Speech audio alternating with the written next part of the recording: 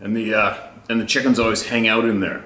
So there's chicken feathers or droppings. What I'm saying is there is strong chicken scent everywhere in there. So it's not like there is no scent on the ground and a predator's creeping along at midnight and all of a sudden, oh, there's chickens up there. I'm gonna go up there and kill 14 of them tonight. Right? I used to hang baits off the ground, and the only animals that really caught on fast was either a grizzly bear, rarely a black bear. I think I showed you guys a video last year. I went to the stand and I hung up a bag of meat way off the ground. I got hung at least 9 or 10 feet off the ground. And 100% of those black bears that came were too stupid to look up and know it was suspended from a string. They climbed the tree, looked at the camera, they walked around, didn't have a clue. The only animal that figured it out, which is a completely, totally different species and so intelligent and stupid, is a big, old, earless grizzly bear. Yes, it was a grizzly bear. Just his ears probably got ripped off. The majority of his ears got ripped off fighting and stuff. So anyways, he knew right away. He discovered it right away, hanging on that string, and he got it. First day he came, he saw, he got it. Before that, 15 black bears came through, didn't have a clue. Another time I hung a deer leg up where these biologists were trying to get footage of wolverine in the coastal mountains of British Columbia. And then they gave up, and then I took over that spot, helped to attract wolves. And I had a deer leg hanging up, and a bobcat. The cats figured it out. Bobcats figured it out. That meat was hanging up in the branch. The bobcat was actually jumping in the air, clinging onto it, taking bites and swinging like this. I got the videos. They're absolutely hilarious. I think I actually got them on the How to Hunt YouTube channel. But anyway, then a wolverine came by. And so again, the wolverine's always low to the ground. Look up about this much. And they're down to the ground, follow their nose. Never looked up once, never figured it out. Paced back and forth all over the place trying to figure out where this deer scent was coming from. Never figured it out. So I'm getting at is, I just can't picture that bear walking through that absolute hot chicken scent, which is everywhere, all over the ground. It's still, it's warm in the evening. I just can't see him walking along and all of a sudden going, there's chickens up there. Right? Especially after he dug the dead ones out of the ground. So, I left cameras up, various points of the property. Nothing came under the trees where the 14 chickens apparently got preyed on in the branches. And he was sulking around in the timber in the corner of the property. I got him on camera there twice, once at midnight, once at 4 in the morning. I have another camera in the front facing from Chicken Island that texts me automatic photos. So I can be alerted to what's up in the right there. Nothing. 2 deer, a rabbit, that's it. So the mystery continues. I don't know, we'll see if these chickens can continue to disappear. I'm gonna have to ring that, the kids and Sarah called it Chicken Island. I have to ring that with trail cameras to make sure I don't miss any big cats. The only thing that could possibly have done it is a big cat. So the goat pen's about 5 yards from there. See the concern? I don't need to be dealing with these guys if one of the goats gets whacked. Oh my God. So I'll continue my due diligence, but the shitty thing is I gotta leave for 5 days. So it's gotta cross my fingers. Everybody locks up all the animals appropriately while I'm gone and doesn't forget, and nobody gets dusted. I mean, the chicken's okay, but if one of the goats gets dusted, all these guys are going to be in the insane asylum for about 6 months, and then I got to deal with it. No thanks. Now, emails continue to pour in.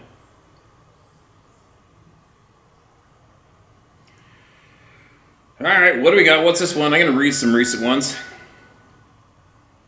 because it's easy, and hopefully it's not going to be a repeat.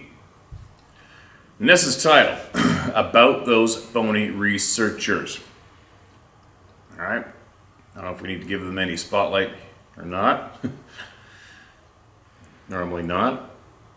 Good morning. I recently found your YouTube channel while watching a TV shows on Sasquatch. I'm frustrated at these shows all the time because they are so incompetent. Don't watch them. It's so obvious they will never find any, quote, evidence, end quote, because their show will be over if they did. I still watch them for comic relief. That's like masochism, isn't it? Self-inflicted pain. I couldn't do it. I've not seen or heard or had any encounter myself, but I honestly don't want to. I'm completely happy to have them leave me alone, and I will leave them alone. I certainly believe they exist, and the government is hiding all sorts of things from the general public. It's all about control. After I found your channel, I listened to several videos. I heard your review on the TV researchers, and I decided to put them to the test the best I can. So I wrote a report to their organization. As I stated, I have not had an encounter, so I made the whole thing up. I based it entirely off their TV shows. This is sounding like a bit of a waste of time of what you did. Later that same day, one of their head honchos, Money Grubber, ironic name, isn't it, emailed me back and asked to set up a phone call. Once he had me on the phone, he started asking questions and getting more details. The whole entire time his questions were leading. He was asking questions in a way to get the answers he wanted to hear. He fed info, then asked me if that's what I saw. It was pretty spectacular that he was so obvious about it. He was really interested in getting the details and pictures for, quote, any news organizations that might contact us, end quote. The report was in an area where there had not been a reported sighting in over 3 years, and he brought this up several times. I could tell he was excited about it. He never questioned why I thought it was a Sasquatch. He never suggested or asked if it could be a bear or a person. For someone who claims to be a researcher, he approached the interview like a crooked cop trying to get someone to say something to make their job easier. I found the entire call amusing, and now I have a published encounter on their website. Total fraud and unashamedly so. Keep up the good work with your channel. Resist the evil powers that are in charge or think they are, Nathan. Okay, Nathan? Not even sure if I should put that on here or not. I guess I will, whatever. But I'm not encouraging any of you to go out and contact any group to harass them anyway. Everybody's going to do what they do. On that note, I mean, I just don't give. You know, at this stage of the game, picture this, you guys. At this stage of the game, and the amount of people that have contacted us, and who has contacted us, and what they have shared. If you've been actually listening to those people, attempting to find missing puzzle pieces for your puzzle, and now at this stage of the game, after so many honest testimonies from so many great people, I would imagine, I don't do it, never have, but I would imagine if you went and watched any of those reality TV shows at this stage of the game, after listening to so many people here, you would probably get dizzy at how embarrassing it was, just the fact that you went there, let alone listen to those people for more than 7 seconds, right? So, end of story there. We've gone ahead leaps and bounds ahead, left a lot of people in the dirt, kicked them to the curb intentionally because they have been intentionally keeping all of you going in circles that lead nowhere for many years. The only thing I can add to that is I know of some people who are very, very intelligent, diligent, and they submitted a handful of various flavors of encounters to this site years prior, they told me, and the end results was not too good from what the so-called organization was delivering themselves to the public to be all about, which they aren't. So whatever, it is what it is. I don't even think about any organizations. I do not watch reality TV. If I do, if anybody catches me watching reality TV, please kick me in the nuts as hard as you can and tell me, and that's for being stupid. Okay? End of story. Please don't email me in about these guys anymore. It's just they're so far back behind I can't even see them in the rearview mirror. Okay, you guys? Now, moving along.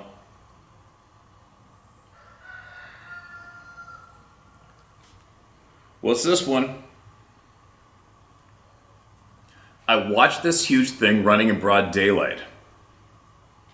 You know, on that note, it really was pissing me off. You know, when I first came out publicly, and I'd had about it up to the nuts of watching the mainstream small handful of people absolutely intentionally keeping all of you, keeping the actual, some very, very important details of what tens of thousands of people see, actively making sure they keep those details away from all of you, the public. That's what they've done. It's very easy to prove that. All you have to do is go back through these videos. I don't know how many you would need to watch, and then possibly go check out some of these places that report sightings and match up the similarities. Okay, there's going to be a whole pile of details shared here you're not going to find on those websites. Why is that? Why do you think that is? Why do you think those small handful of people intentionally kept a lot of very, very important details away from you? Why is that? I think if I was forced to be in the same room as some of these idiots, I would dump that question on them, and I would be relentless, and I would not stop until I got the answer. But then again, that would be giving them attention. They don't count anymore. There's off the side of the road, like an old McDonald's coffee cup blowing in the breeze with the rest of the trash. Now, I watched this huge thing running in broad daylight. Hi, Steve, keep my name private. Gotcha. A little background information. I got divorced with 5 kids, went to college for 5 years, and earned a BSNRN degree and became a registered nurse. And you are what I refer to as a kick-ass chick. Kick-ass chick. Superhero chick. I love hearing that. Love it. You can do anything, and you just proved it. As long as you don't quit, right? Or I hate it when people say I quit. I hate it when people quit, and I hate people that say I can't. C-A-N-T, 4-letter word. It's not in my vocabulary. You need a career to take care of 5 kids. Loved every minute of helping women have safe deliveries of their babies as a labor and delivery nurse. I finally raised the kids and finished my career and built my retirement home in Millville, a small farming community in northern Utah. Utah, here we go. No shortage of shit going on in Utah. After living out of state all those years, paradise. That's what I call Millville. Kids walk up the road leading their fair sheep. Girls ride the quarter horses while ponying another horse down the road, and tractors often lumber along our roads daily. The best part about this little town is that the most wonderful people in the world live here. Right on. I sent you a long email with multiple experiences about 6 months ago, but I don't think it was ever read. Oh, that sucks. You have to search your name. You lucky just got far too many emails with everyone's experiences to read them all. Thanks for your help to get as many as possible of our stories out and helping us all to be heard. Once you have experiences with these beings, the concern they will be around again doesn't go away. No, it doesn't. I have a funny feeling one's in my yard currently.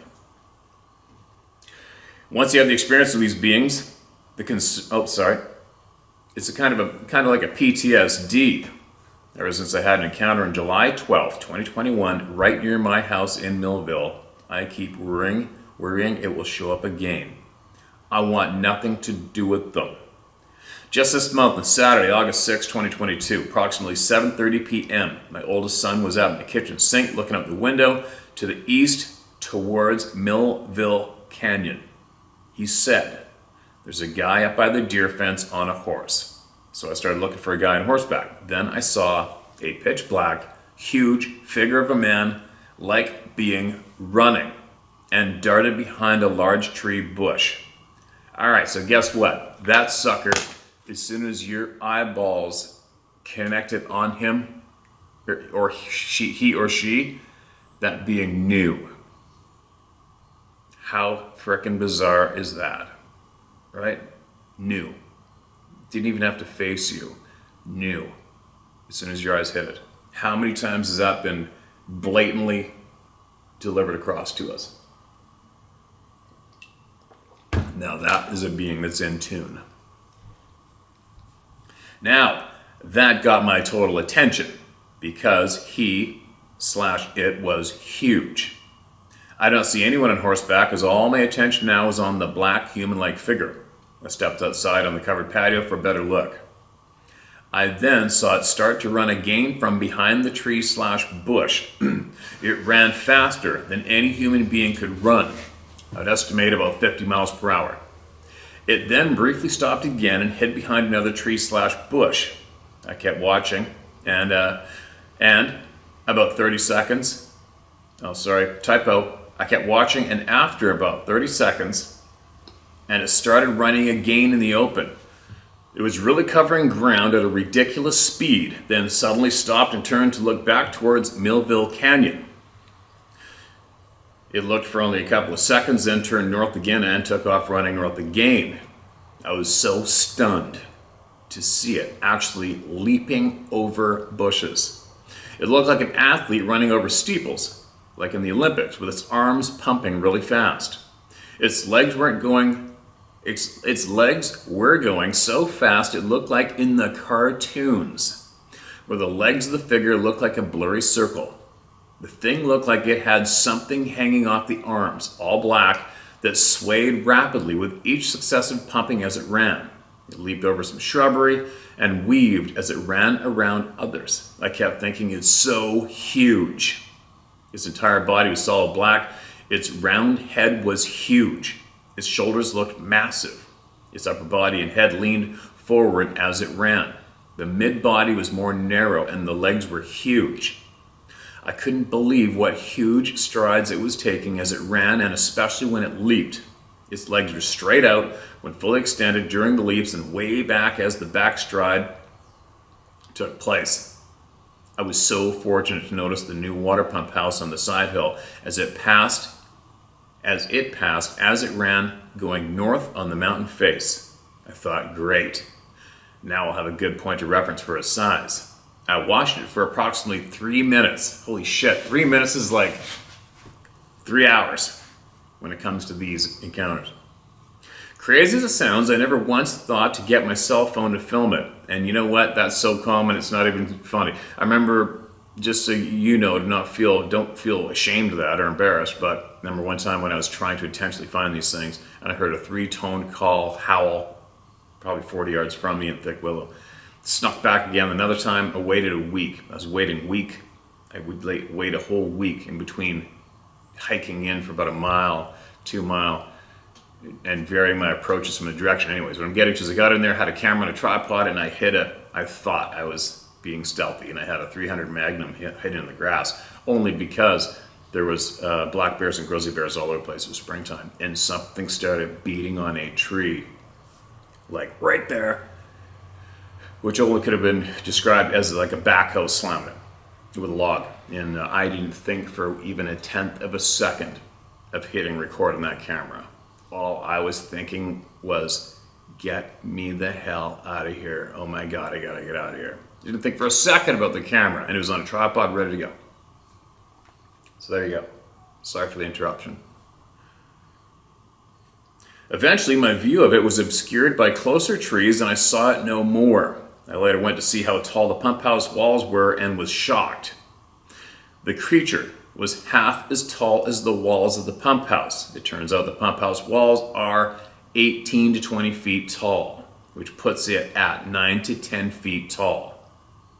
And as for the terrain, it has huge old sagebrushes and scrub trees, gullies, and dried yellow grasses that are all along the hillside. What the heck? Now my concerns are realized. We have hairy beasts or people living and roaming real close to our homes. Why do they have to be near us? Why in broad daylight? I just want no part of them. What I watched was it running about half a mile on the mountainside. Thanks again, Steve. You're the best for speaking for us about all our experiences and being our voice and crazy events worldwide, which are so disturbing. L. All right, thank you so much. And here is a screenshot of the terrain. It's pretty dry around there. Looked pretty elky to me too. Elk and mule deer, I'm guessing. Okay, let me hold this up for you guys. Check it out this way, it's easier. There it is. I'm guessing she saw it running along there. Now, the shot of the pump house would have been interesting. Wouldn't really change much though.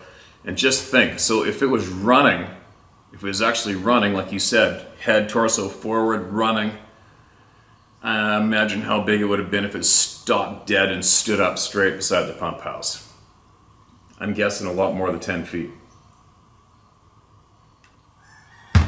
Now, what, as you say, it kind of sucks when you get slapped in the face with the fact that they're real, but then it doubly sucks when you get slapped in the face with the fact that they're right near your home, right? That kind of sucks. And but just so you know, these beings are being seen literally everywhere. Every state, every province, in the middle of nowhere, or in frickin' back semi-rural properties, even within view of apartment buildings at times, right? So I can't say for sure myself, but my mind seems to be absolutely leaning towards, did some of these beings just get here? You know what I mean? Like, because the sign that is shown that leads me to think that possibly some of these beings just got here is when you have an incident like this one, right? This thing's in broad daylight, full view of some rural homes, and running, shitting himself, dodging, trying to find cover and get out of here. Okay, well, it looks like that valley's surrounded by high mountains. Obviously, if you just did a little bit of an echo hike up and over each mountain range, you already looked down. You already know there's people down there. You can see the fences, the fields, the houses, the roads, the streets. Very, very easily avoided, right? If I am running around through the woods, if I am naturally here and I'm not from anywhere else, but actually here in this plane, I'm going to call it this plane, this current plane. If I'm from this current plane, I've been running around those mountains since I was a little teeny tiny being. I know every path, every rock, every tree, every height of land, where I should walk, where I shouldn't walk, where I'm probably going to be seen, and where I'm usually not going to be seen. I'm probably going to cruise at dark, because once the sun goes down, humans are nothing. The wild, once the night comes, the wild owns it, right up to your back door on average, right? So, how can something this big, so if it's that big, it's been alive for quite some time, right? It knows better. How did it get caught? Right smack dab in the bottom of the valley, right amongst the rural properties, right next to the fence and pump houses, and is shitting itself, panicking, running, dodging, ducking, trying to get the hell out of there, right? It didn't just accidentally, knowingly hike up and over the top of hills to this one to look down. Even at nighttime, it knows where it is. It's going to see your bathroom light on. It's going to see the streets lit up, whatever. So there's all sorts of clues and indicators that tell me that possibly some of these beings just got there, right? And now they're trying to figure out how to get the hell out of here. And then they know when you look at them without even looking back at you. Crazy. I'll try to, okay, hold on a minute. I'm going to take your name and put it in my notes with a note beside it to search your name in my inbox so I can find what you've dropped. Okay, give me 1 second, you guys. All right, note to myself to search your name. Thank you so much for that share. And what I was getting to was, you know what, they're everywhere. There's no getting out of it. Obviously, you saw the way that thing reacted. It didn't want anything to do with you, so I wouldn't be overly concerned about it. Okay? But just take note. Obviously, you're going to take note anyways. There's no way you can't not look for the subtle signs around where you live or where you hang out. I do all the time, but I'm still happy. I'm still doing my thing, and it's all good. Now, what's this one? Mark this as red. 2 encounters with the Sabe. Hello, Steve. It's funny how the name Sabe, the Ojibwe name Sabe, has really gone mainstream, isn't it? And that's everybody's just making their own personal choice to refer to them as the Sabe. Nobody's urged them to, that's for sure. Two encounters with the Sabe. Hello, Steve. Hope this finds you well. I have two Sabe encounters to share with you. In my youth, my grandfather was my true father figure. My stepfather was a lump of a man whose only hobby was staring at the TV. And I never met my biological father. My grandfather taught me to love the outdoors, hiking, backpacking, boating, fishing, etc. When I was 9 years old, my grandfather took me on a long fishing trip. We drove to the Texas Panhandle where we lived to the Colorado Rocky Mountains. He wanted to do some fly fishing. The first day in the mountains, we stopped at the first spot he had picked out. We parked the car and walked down a very rough dirt road about 200 meters through a pretty dense grove of aspen and pine trees. We reached the river and the remains of a primitive washed out bridge. My grandfather told me to sit on the remains of the log bridge while he went fishing. I watched as he waded into the water and made his way upstream.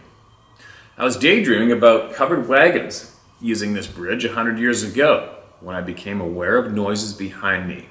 My senses kicked into high gear. It was eerily quiet, only the sound of the river and the leaves of the aspens in the light breeze. I was focusing behind me but not wanting to turn around. I became aware of what sounded like breathing, long breaths, with a low growl-like rumble in the exhales. I was suddenly very afraid. You know, why even bother? Why do they even bother doing that to a kid? It just doesn't make sense to me, some of the shit they do. I turned to look towards the trees behind me. It was about 10 a.m. and the sun was shining towards the trees that were about 5 to 10 meters from me. At first, it was hard to see past this edge of the forest because it was lit brightly in the morning sun. But after a few seconds, I could see a dark humanoid shape, half hidden behind a tree a few meters into the trees. This humanoid shape was huge in every aspect.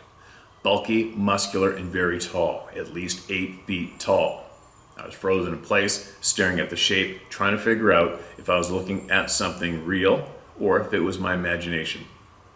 When the figure leaned away from the pine tree, it was behind.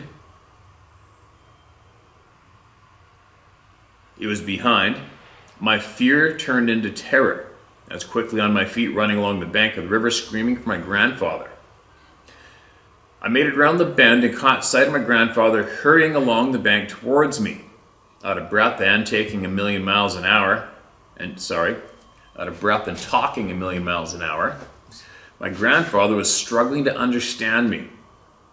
But as he put the pieces together, his look of concern turned into amused disbelief. He told me he was going to do some more fishing before we would have some lunch. He told me to follow along, staying where he could see me, but to stay very quiet. I kept one eye on my grandfather and the other on the trees. I didn't feel safe till we were back in the car. My second encounter happened when I was 12. My grandfather took me and my 8-year-old brother backpacking in the Pecos Wilderness in New Mexico. We were headed to Lake Catherine. My grandfather overestimated how far we could hike with my younger brother in tow, so we didn't make it to the place he wanted to camp the first night near the stream. We found a nice meadow just right off the trail. My grandfather told us to hike up the trail and fill our canteens while he set up camp. My brother and I started up the trail, but we stayed quiet, didn't talk much. I felt uneasy and was also fairly tired. We were walking up a switchback, and as we reached the top of the ridge, we turned with the late afternoon sun almost straight ahead of us. I spotted a large, nondescript, black, hairy shape about 20 meters ahead of us. I stopped dead in my tracks, trying to figure out what that shape was. At first I thought it was a bear, but then it stood up like a human. It was a humanoid, but huge, very tall, much taller than a man, covered from head to toe in dark brown, almost black hair. It turned its whole body to look towards us. The sun was behind it, so his face was in the shadow, and I couldn't make out any detail. Maybe that was a good thing. Probably. I'm glad that I didn't see the face and the thing not watching me. I was terrified and turned on my heels, yelling to my brother to run. We were sprinting back the way we came, but I was sure it would only be moments before that creature would catch us and tear us into pieces. But suddenly a sense of calm came over me. I heard in my head the message, no need to run, you're safe, but don't talk about me. Isn't that frickin' bizarre? Why not? Why not? Is my question to that being. Why not? The brother and I stopped running at almost the same time. Maybe he heard the same message too, but I don't know if he did because we have never talked about it. Again. We kept walking back to camp. My grandfather was upset we hadn't fetched the water he had sent us for. My brother excitedly told him we got scared and came back when we saw a bear. When he asked me, I told him I wasn't sure what we saw. The next day, as we passed that spot on the way up Lake Catherine, I looked for footprints but didn't see anything. After that trip, my love for nature and my desire to be in the forest was tempered. I didn't go back into any wilderness area until I was 25, and only day hikes. Only camping in public campgrounds, camping out of my car. I really appreciate what you're doing. The few times I've talked about my encounters were met with ridicule. It's nice to finally share my experiences with people who believe me. Thank you. Feel free to use my name. Rob Morgan from Texas. Rob, thanks for being brave and coming forward, man. You're not alone. You're so not alone. It's funny. Now, if I could suggest to you, it would be to possibly share this video with your brother. If he's still with us. I'm guessing that he probably doesn't want to acknowledge what that was, and he put it far back behind him and wants to have nothing to do with that topic in his lifetime. That's my guess. But at least, if you show him this video, you'll know that there's tens and tens and tens, hundreds of thousands of people have seen this shit. Excuse me. And literally thousands who have come here to share that they have heard these strong messages in their mind while they're in the woods, either looking at something or not even seeing it. And you cannot deny it now. There's way too many people who report the same shit around the globe, and they're not related. And believe me, getting up in the morning and making up an email to send here isn't that big of a popular pastime, right? You're not going to get anything from it. But anyway, thanks for sending that, man. Like I said, I haven't had any clear messages put in my head yet. I'm not looking forward to it if it does happen to me. I don't think it is going to happen to me because I'm thinking it would have happened by now. With all the places I've been and all the experiences I've had with something odd. I hope I can keep my shit together enough if it does happen to say, to challenge it on its commands. What if I don't, right? Turn around, don't look back. Why? What am I going to see? What are you scared of? Why can't I look at you? Are you embarrassed for your ugly looks or something? Whatever, right? Like, challenge it in a way to knee-jerk it, to engage and maybe talk. But I'm trying to picture it, and I don't know if I've got the nuts to do that, right? We'll see. Where I am going in a month is where there is a lot going on around where I'm going. And I did a lot of homework, a lot of hiking. I think I did about 600 quad miles on my quad and cut lines and old roads and trails by myself the last 2 years. And I finally narrowed down this secluded place where there's a pile of elk. And you know what goes on where there's elk on average, right? So I've got that big seed in the back of my head right now for what may or may not go down in a couple weeks. And I'm going to be packing in a whole bunch of gear in there and camping in there. So let's see what comes. Hopefully, if I do get some kind of a message in my head, I can sass back to it and not have to leave. I want to go elk hunting. Thanks again for sending that. Make sure you send it to your brother, all right? All right, who's next? Scared to Death is the title of this one. We've all been there. Steve, please don't share my name. My boyfriend and I were staying at his grandparents' home in the middle of Pennsylvania during the summer of '73. It was a visible but old-fashioned as they were. It was a visit, but old-fashioned as they were, we were not allowed to sleep in the same bed. Well, doesn't that make sneaking around more fun? Our wedding plans were in place for the following year. I was 18, he was 21. So we were feeling pretty frisky and headed up the mountain behind their house. We were on the hood of the car, and well, you know. When I heard this awful screech I've never heard before, followed by a skunk and very rancid smell, I jumped up to a sitting position, and my boyfriend was dumbfounded. Go figure, LOL. I told him, let's get the hell out of here.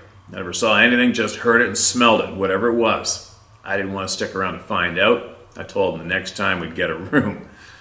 End of story. Well, there's a shitty experience, right? Bit of a mood killer. It's funny, there's a lot of experiences out there that people just don't share because, well, you know, you don't want to talk about these things, but there has been numerous incidences of people. There's actually an incident, I think Scott Carpenter shared this with me, about a couple who was actually going at her broad daylight in the middle of the woods, and here is this thing standing there, and he was visibly excited himself and chased them out of there. Think you'd ever go in the woods again for seeing that shit? But that has gone down, it's been reported, but people don't want to say it, right? Because they're scared of ridicule, scared it might be a little too much.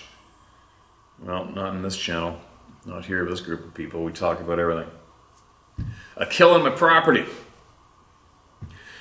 Hi, Stephen. Today's episode, you gave a quick breakdown of kill sites and the likely after scene to expect based on the predators involved. Here are 2 pics I took less than 24 hours apart from the same spot in April 22 on my property in Idaho. This doe that was taken down and then taken completely away in less than a day, bones, entrails, and all. All that remained was a small patch of the undigested grass and a few little tufts of fur. Any idea of the culprits? I refer to myself as bug nuts in my Sabe encounter email earlier, so let's just stick with that. I think I remember that one.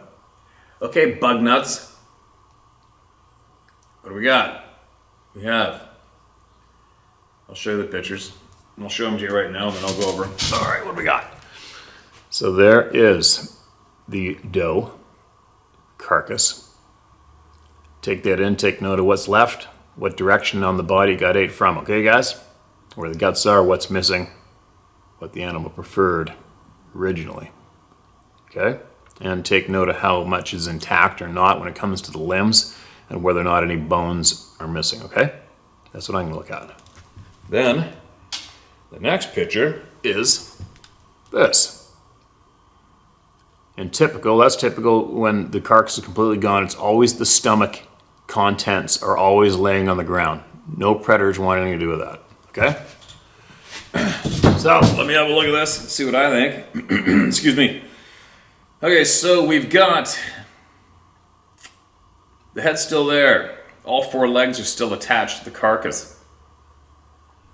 The hams have been eaten off. The back straps been eaten off. The rib meat was eaten off between the ribs. The ends of the ribs are chewed up from the brisket. The brisket's gone. None of the legs look broken. To me, the head's facing the correct position for the neck not to be twisted up and broken, right? And the guts are pulled out over its back side. There's no bird shit on it. There's no bird shit on it at all. So up here, normally there's going to be crows and ravens, magpies, eagles are going to be all over that shit within... Okay, every time we make a kill, harvest, animal hits the dirt, ravens are there within minutes. Skipjacks, gray jays, they're all there watching, waiting, squawking, excited. So there's no poop in that deer, so that's pretty fresh. So whatever ate it stayed with it the majority of the time before you found that kill. It's not been buried at all. The limbs are not shredded and strewn about all over the place. That, to me, eliminates wolf. Okay, I'm gonna guess.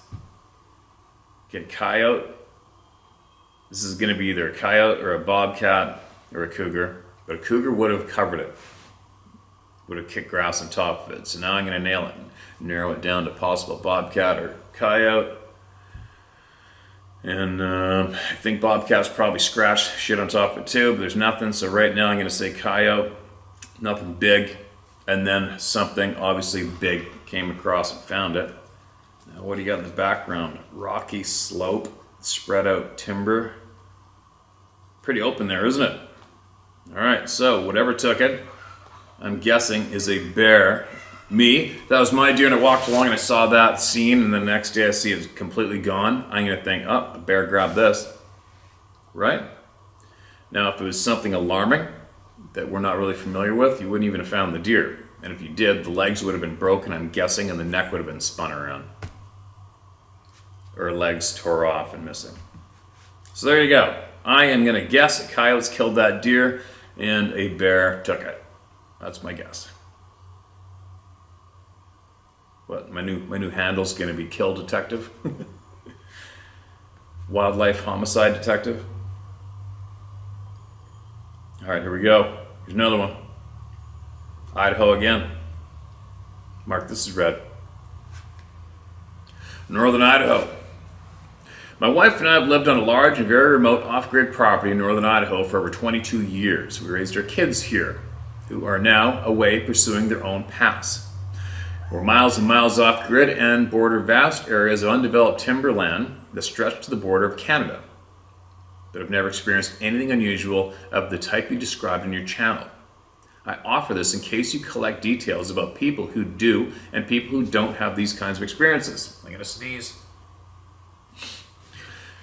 Maybe a researcher like Dave Politis would be more interested. Plenty of folks around here have stories to tell, so I know what happens here.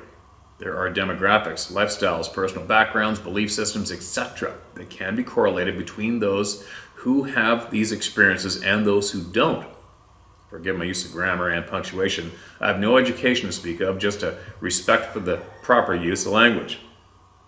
I'm willing to share details about me and my family's background and beliefs to an extent, if you'd help build a useful statistical base. I can appreciate and respect your word. Thank you, and never stop living wild. David C. G'day. I would almost bet dollars to donuts. Dave's already done that, for sure.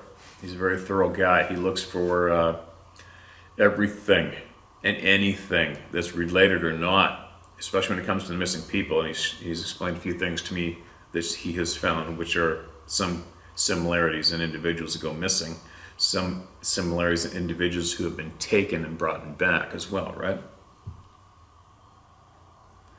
Interesting. Something that I don't have the time to do right now, that's for sure. Somebody might. I wonder how many people are actually sitting there right now listening to all of you and diligently writing down details. Locations, age, sex of person who's seen, what happened, chased or not, stared at, did he stare at, whatever, right? I bet you somebody's doing it. There's another one. This massive beast is on our property weekly. That sucks. My wife and I spent our entire marriage of 31 years in a major Midwestern city in the USA. Upon retirement, we bought a home on 5 acres in Oregon. This property was only 4 blocks from the home where my wife lived for her first 19 years, and that home is still owned by her parents. Our property backs up to hundreds of acres of forest. From the first day of our arrival, an extremely scary, human-like being visited our property. It is clearly a female, and she's about as wide as she is tall. Crazy. I cannot even guess her weight. There are frequent screams, yells, and grunts that frighten me out of my wits, but my wife seems to accept them without fear. Interesting. This creature shows up at least 3 times each week, sometimes more often. My wife has decided to provide food, which is gobbled up at a frightening speed. These visits terrify me. So whenever this creature arrives, I make excuses to get into my truck to run errands into town, leave my wife to deal with it. She has dozens of photos, but they are too spooky to share. Oh, God. Oh, you bastard. All right, I'll finish. I'll follow through this one. She has dozens of photos, but they are too spooky to share. The beast wears about a size 22 housecoat and smokes like a chimney. I guess that's what I get for moving so close to my mother-in-law. You got us. I'm a big fan, never had an experience, still a city dweller, and I thought you may have needed a laugh. I'm not making fun, and I believe many of your storied experiences are real. I can only imagine your thoughts when you read this, man. When you read this man left his wife alone to deal with it. Be safe, Steve. Save yourself, right? All right, man, you got us. It's in the video. There you go.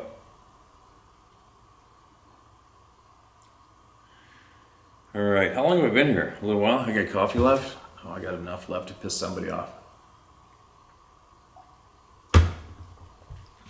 Damn.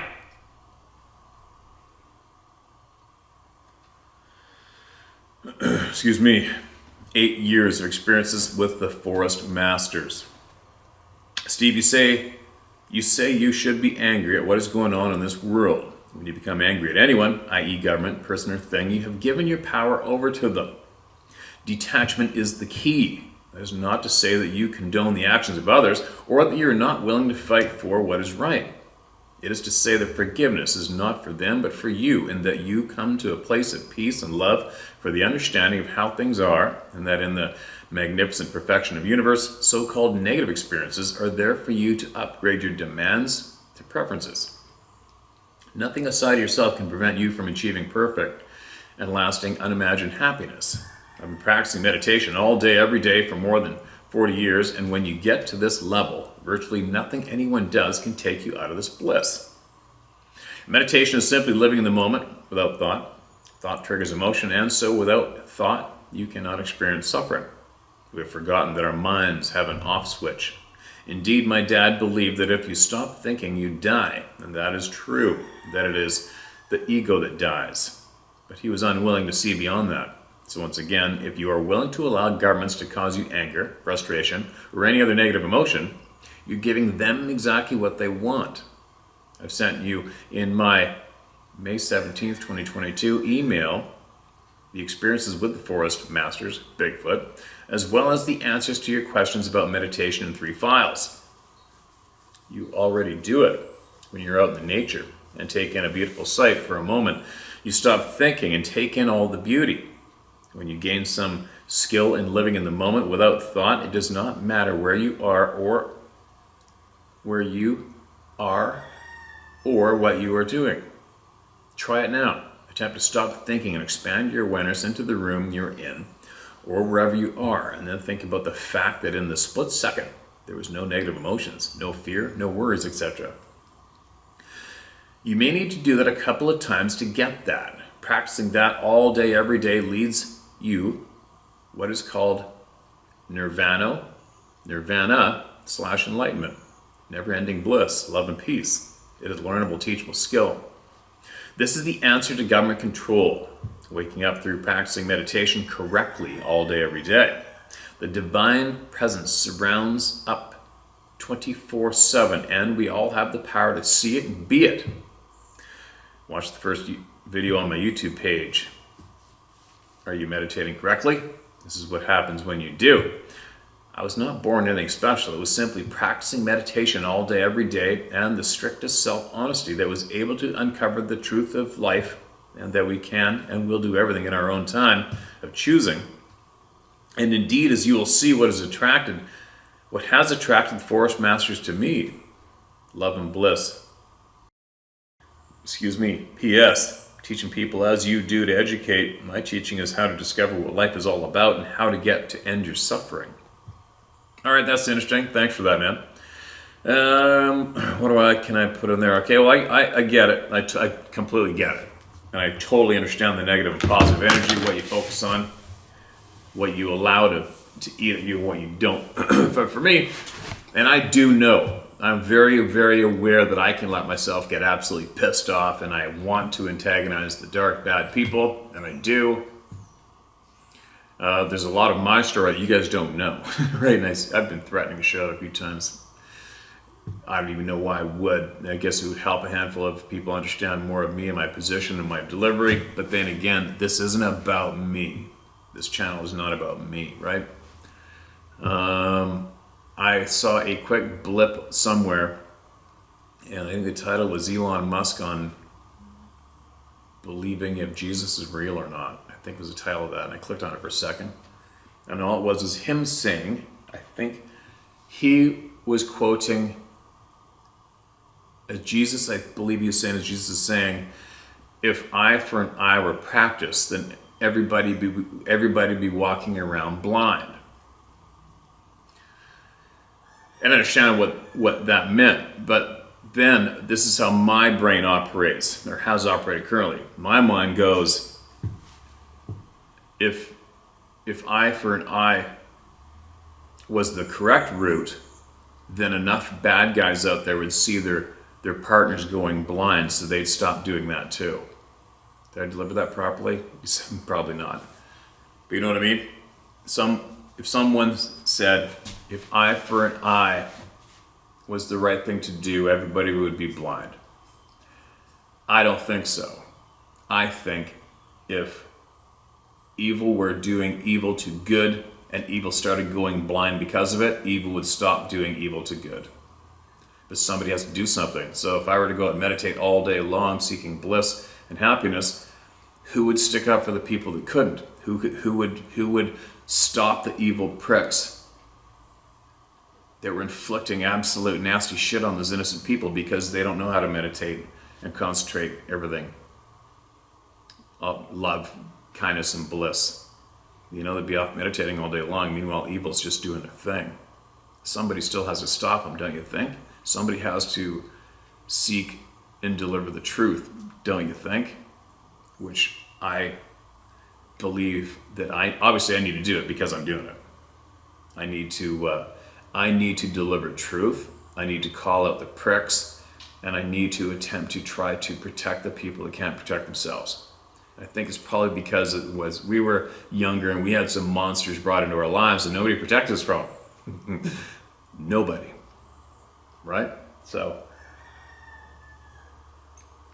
and I lost a lot because of that until I learned for myself. I learned for me, I'm not preaching that to any of you, you're all gonna figure out for yourselves, but I learned for me that someone has to fight. That's all there is to it. Someone has to fight. Good men and women have to fight at times. You have to. And if you don't, then what? Right? I have lost a shitload because I was still in that mind frame to not fight. And I didn't. Because I didn't fight, I lost a lot. And then I started fighting. And I really fought a lot. But anyway, something to think about, right? Something to think about for sure, and I will check it out. I have been interested in the meditation thing. And along those lines, I have always known that when I am out fishing, doesn't matter if I'm in the ocean or a river, or when I'm hunting, when I'm in those mountains, I don't think about anything. I literally do not think about anything. I mean, I'll bet you if I was dying of cancer and you put me in the mountains, I'd probably forget I had cancer. That's how much I blank out. But anyway, it's enough of me babbling. It's not about me. Interesting. I've had somebody else emailed, or I don't know, somebody said they came across the channel. And just so all you know, no, I do not tell people to like, subscribe, share, or whatever, hit the bell, or whatever the hell that means, or even comment. Well, sometimes I tell people to watch a comment section if they're looking for input from all of you, but I do not share this channel on any social media pages I have. Ever. Never have. I don't talk about it. I don't throw it out in group emails. I don't do anything. So what I'm saying is, I'm curious about how is everybody finding this channel? How are you finding it? All you people who have come here, you get lots of emails. Say, we just found your channel a month ago, found it 2 months ago, got addicted to it, found it last week, been addicted to it. Well, how did you find it? I'm curious to know how so many people are finding this channel, because it is not promoted in any way. Not from me anyway, not from the source. And what I think there is today, I think it flipped. This one channel flipped 265,000 subscribers the other day, and it's already blasted up to like 3 or 4 or 5, 600 more than that in the past day or two. Is what it is. People are coming, the door is wide open. If you come here and bring your bullshit with you, well, then you get the door slammed in your face, you're kicked to the curb forever. Anyway, I'm somewhat curious, not overly, but I would be curious to know how the majority of the new people here are finding this channel, right? Anyway, that's pretty good coffee, right? This is my second coffee. I wonder how many of you are wishing I didn't have it. Anyway, I'll be back again. I can't wait to get in the middle of nowhere. I can't wait. Oh my God, I can't wait. And as I'm sitting there in those mountains, wherever I'm going to end up, seeing all those new things, I'm going to videotape as much as I can and share as much as I can. And I can't wait. I got probably, I don't know how many trail cameras I got spread around the north. I think I got over 15 or 16, I think. And I think 4 or 5 are specifically left for grizzly bears. And my great friends up north already told me, they checked a couple of them for me. And they said there was some unbelievable video footage of some absolute gargantua grizzly bears already. I can't wait to get my hands on them, see them, share them. Get enough babbling, I gotta go. I'm not gonna shut up. sharemystory@outhunt.com. I'll be back again.